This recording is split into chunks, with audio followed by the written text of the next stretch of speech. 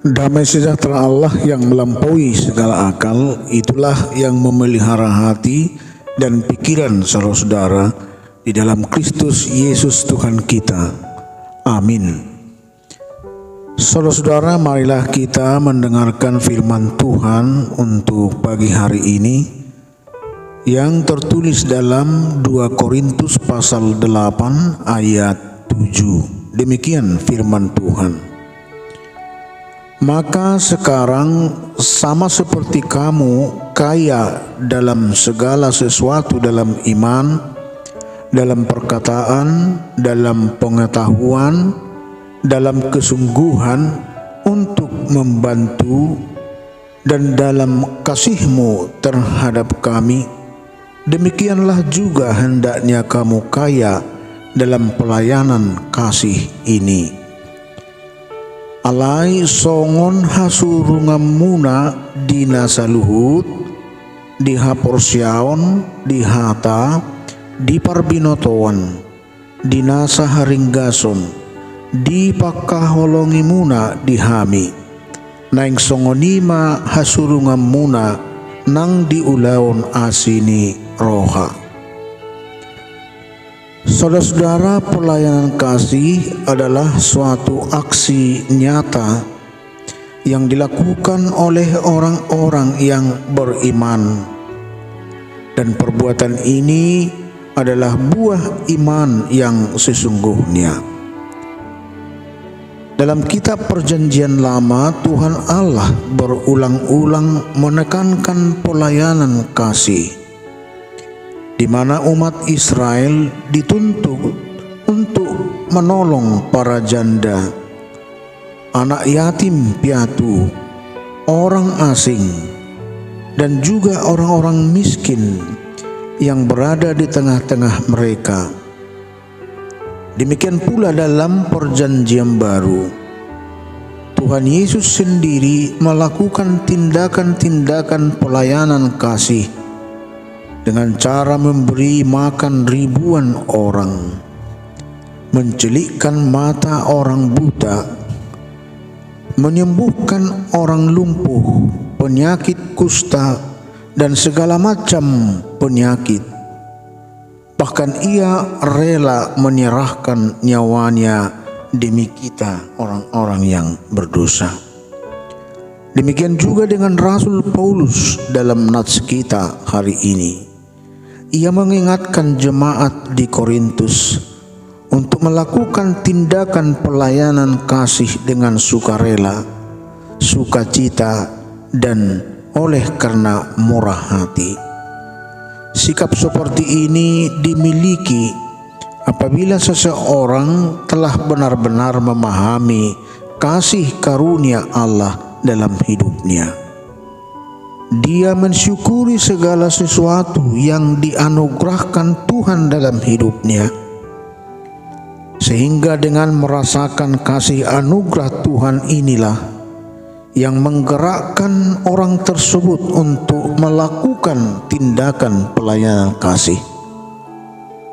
Jika kita membaca Kisah Para Rasul 9 ayat 32 sampai 43, di mana salah satu contoh aksi nyata Dorcas, dia tidak berpikir panjang mengenai pelayanan apa yang dapat ia lakukan.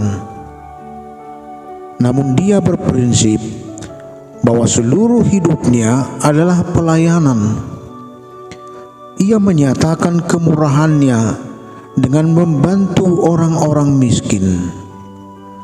Keterampilannya membuat pakaian diabdikannya untuk para janda. Semuanya itu ia lakukan dengan kasih yang tulus. Tidak heran banyak yang merasa kehilangan dan menangis sedih ketika ia meninggal. Namun syukur kepada Tuhan, melalui 2 Petrus, Dorcas dibangkitkan hidup kembali dan nama Tuhan dipermuliakan. Saudara-saudara, Rasul Paulus mengingatkan jemaat Korintus agar bersedia membantu atau menopang saudara-saudara yang ada di Yerusalem. Paulus mendorong dan memotivasi jemaat Korintus untuk meneladani jemaat-jemaat yang ada di Makedonia. Mereka tidak tinggal diam ketika mendengar saudara-saudara seiman mereka membutuhkan bantuan, sekalipun mereka juga membutuhkan bantuan.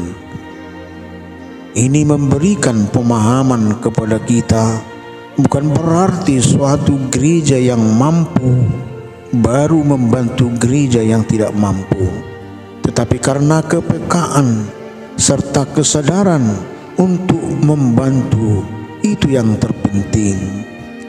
Dan yang mau ditekankan juga bahwa membantu bukan hanya bersifat materi, akan tetapi kesungguhan dalam iman, dalam perkataan, dalam pengetahuan, membantu dan melayani orang lain. Di sini dibutuhkan kepekaan, kesadaran, kerelaan untuk berbagi. Memberi bukan hanya diukur dengan uang. Jangan sampai kita puas hanya dengan memberi uang. Uang tidak cukup. Uang bisa didapat, tetapi lebih daripada itu, yakni kasih, perhatian, dan kepedulian. Saudaraku, kita memberi karena kita percaya bahwa Yesus Kristus telah lebih dahulu memberikan kepada kita. Oleh karena itu, hendaklah kita kaya dalam pelayanan kasih selagi ada kesempatan.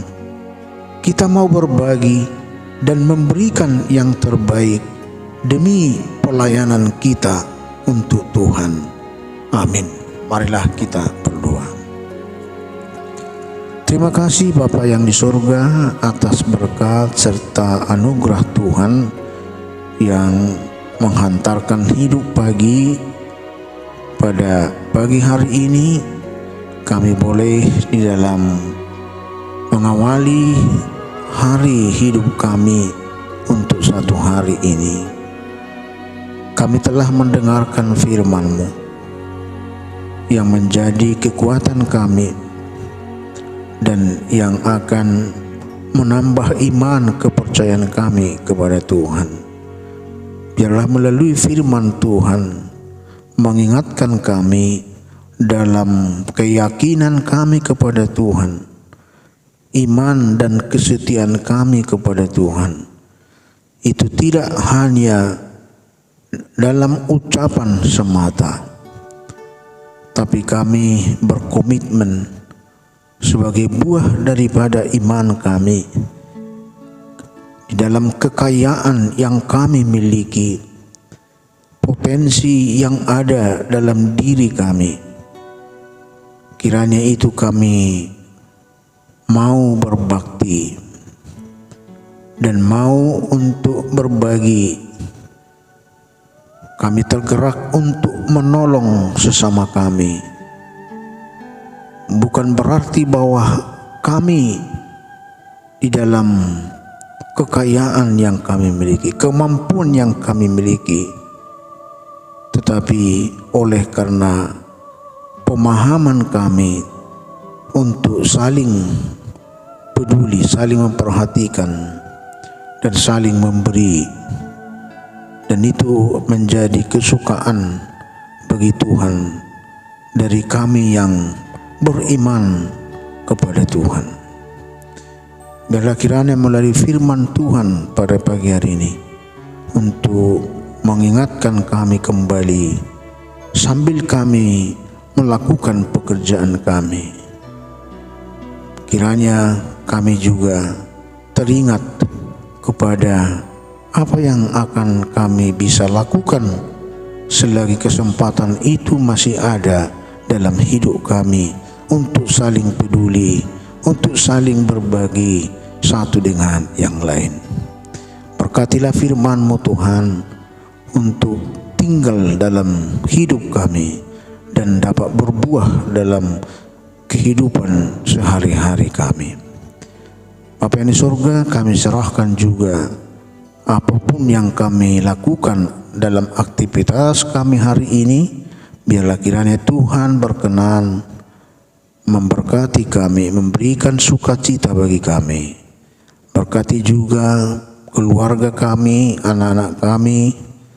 Kiranya Tuhanlah yang menolong kami selalu dalam kehidupan keluarga kami. Bapa yang di surga, ampuni kami atas dosa kami. Dengarkanlah kami Tuhan, di dalam nama Anak-Mu Yesus Kristus kami berdoa dan mengucap syukur. Amin.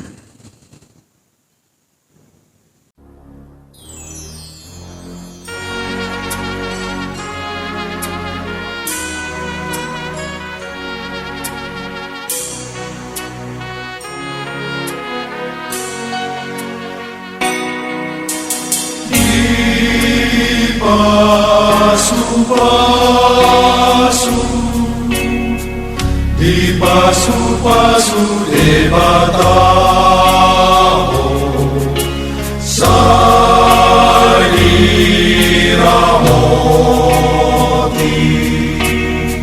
Sai diramoti debatao